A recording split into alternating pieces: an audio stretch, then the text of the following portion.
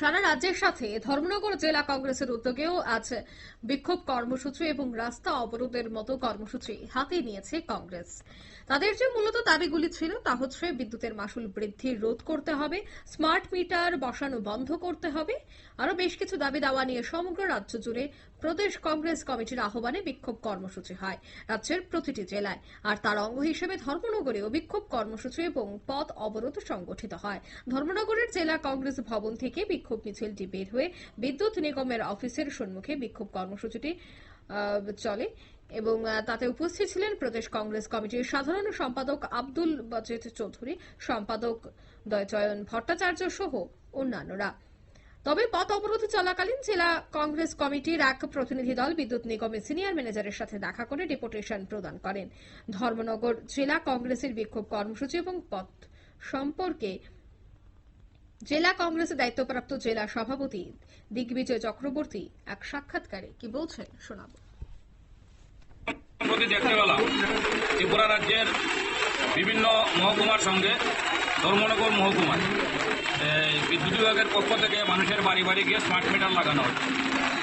মানুষের কাছ থেকে আমরা জানতে পেরেছি যে স্মার্ট মিটার লাগানো হচ্ছে, স্মার্ট মিটার আগের মিটারের তুলনায় অনেক বেশি বিল হচ্ছে।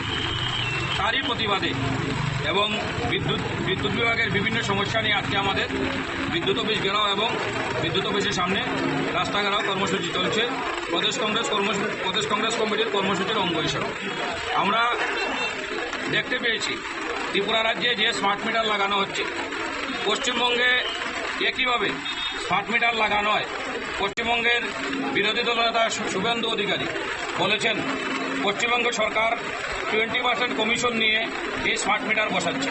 আমরা রাজ্যের বিদ্যুৎ মন্ত্রীর কাছে জানতে চাই জাতীয় কংগ্রেসের পক্ষ থেকে উনি কত % কমিশন নিয়ে ত্রিপুরা রাজ্যে আদানি স্মার্ট মিটার বসাচ্ছেন।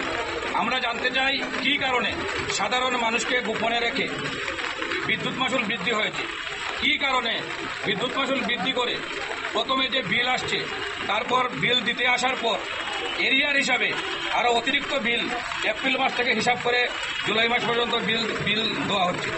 কেন ত্রিপুরা রাজ্যে 2016 সাল থেকে যে বিদ্যুৎ লাভে চলছিল সেই বিদ্যুতের লক্ষ লক্ষ কোটি টাকা কিভাবে আত্মসাৎ করা হয়েছে তার পূর্ণাঙ্গ তদন্ত করতে হবে। আমরা দেখতে পাই বৃষ্টি হলেই ধর্মনগরের বিস্তীর্ণ এলাকা জুড়ে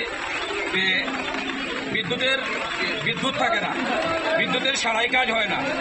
কেন বিদ্যুৎ অফিসে কর্মী স্বল্পতা, কেন শূন্যপদ পূরণ করা হয় না? অবিলম্বে দক্ষ কর্মী নিয়োগ এবং শূন্যপদ পূরণ করতে হবে। এই দাবিগুলো নিয়েই আজকে আমাদের কর্মসূচি।